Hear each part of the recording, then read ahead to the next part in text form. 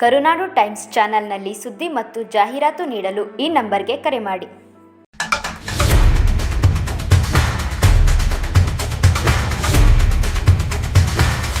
ನಾನು ಹೇಳಿದ್ದಲ್ಲ, ನಾನು 1 ವರ್ಷ ಆಗಿದೆ ಅಷ್ಟೇ ಕಾಂಗ್ರೆಸ್ ಪಕ್ಷದಲ್ಲಿ. ಭಾಳ ಸೀನಿಯರ್ಸ್ ಇದ್ದಾರೆ. ನಾನು ರಾಜಕೀಯ ಚಟುವಟಿಕೆಗಳಲ್ಲಿ ನಾನೇನು ಭಾಗಿಯಾಗೋದು ಬೇಡ ಅಂತ ನನಗೆ ನಾನೇ ಬೌಂಡ್ರಿ ಹಾಕ್ಕೊಂಡಿದ್ದೀನಿ. 50 ಕೋಟಿ ಕೊಟ್ಟಿದ್ದಾರೆ, ಅದರಲ್ಲಿ ಒಂದು 6.25 ಕೋಟಿ ರಿಲೀಸ್ ಆಗಿದೆ. ಬಾಕಿದ್ದು ರಿಲೀಸ್ ಆಗಬೇಕು, ಕೇಳಿದ್ದೀವಿ. ಈ ತಿಂಗಳಲ್ಲಿ ಕೊಡ್ತೀವಿ ಅಂತ ಹೇಳಿದ್ದಾರೆ. ಅದು ಕೊಟ್ಟರೆ ಸಾಕಷ್ಟು ಕೆಲಸ ಆಗ್ತದೆ ತಾಲೂಕು. 2 ಕೋಟಿಯಲ್ಲಿ ಇದು ಕೇಸ್ ಇತ್ತು. 1 ಕೋಟಿಯಲ್ಲಿ ದುಡ್ಡು ಕೊಡ್ಬೇಕು ಅವ್ರಿಗೆ 4 ಚಿಲ್ಲರೆ ಕೋಟಿನ ಅಂತ ತೀರ್ಮಾನ ಆಗಿತ್ತು. ಅವರು ಸಾಲೋದಿಲ್ಲ ಅಂತ ಅದಕ್ಕೆ ಆರ್ಬಿಟ್ರೇಷನ್ಗೆ ಪುನಃ ಹೋಗಿದ್ರು. ಅಲ್ಲಿ ವಜಾ ಆಗಿದೆ. ಈಗ ನಾವು 4 ಕೋಟಿ ಅವ್ರಿಗೆ ಕೊಡಬೇಕಷ್ಟೇ.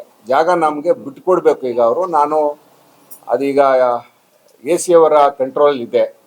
ರಾಮನಗರ ಚನ್ನಪಟ್ಟಣ ಪ್ರಾಧಿಕಾರ AC ಅಡ್ಮಿನಿಸ್ಟ್ರೇಟರ್. ಈಗ AC ಅವರಿಗೆ ಲೆಟ್ರ್ ಬರ್ತಿದ್ದೀವಿ. ಮೊನ್ನೆ ಕಮಿಷನ್ ಮುಖಾಂತರ ಲೆಟ್ರ್ ಬರೆದು ನಮ್ಮ ಜಾಗ ನಮಗೆ ಬಿಟ್ಕೊಡಿ, ಚನ್ನಪಟ್ಟಣ ನಗರಸಭೆ ಸ್ವತ್ತು, ನೀವು ಇಷ್ಟು ವರ್ಷ ತಗೊಂಡು ಡೆವಲಪ್ ಮಾಡಲಿಲ್ಲ, ನಿಮ್ಮದು ಪ್ರಾಧಿಕಾರದ್ದು ಕೋರ್ಟು ಕೇಸು ನೀವು ಮಾಡ್ಕೊಳ್ಳಿ ಅಂತ ಅವ್ರಿಗೆ ನಾವು ಸೀರಿಯಸ್ ಆಗಿ ಹೇಳಿದ್ದೀವಿ. ನಮಗೀಗ ಬಸ್ ಸ್ಟ್ಯಾಂಡ್ ನಮ್ಮ ಪೊಸಿಷನ್ ಕೊಡ್ತಾರೆ. ನಗರಸಭೆ ವಶಕ್ಕೆ ಆದಷ್ಟು ಬೇಗ ಬಸ್ ಸ್ಟ್ಯಾಂಡ್ ಕೊಡ್ತಾರೆ.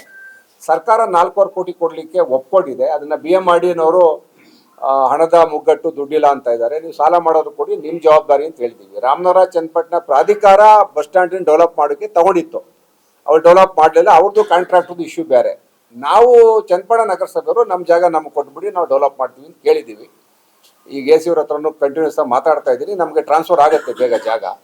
ಆದಮೇಲೆ ನಾವು ನಗರಸಭೆಯವರು ಕುತ್ಕೊಂಡು ಮಾತಾಡಿ, ನಮ್ಮ ಕಮಿಷನರು, ನಮ್ಮ ಕೌನ್ಸಿಲರ್ಗಳು ಎಲ್ಲ ಕುತ್ಕೊಂಡು ಮಾತಾಡಿ ನಾವು ಡೆವಲಪ್ಮೆಂಟ್ನ ಸ್ಟಾರ್ಟ್ ಮಾಡ್ತೀವಿ.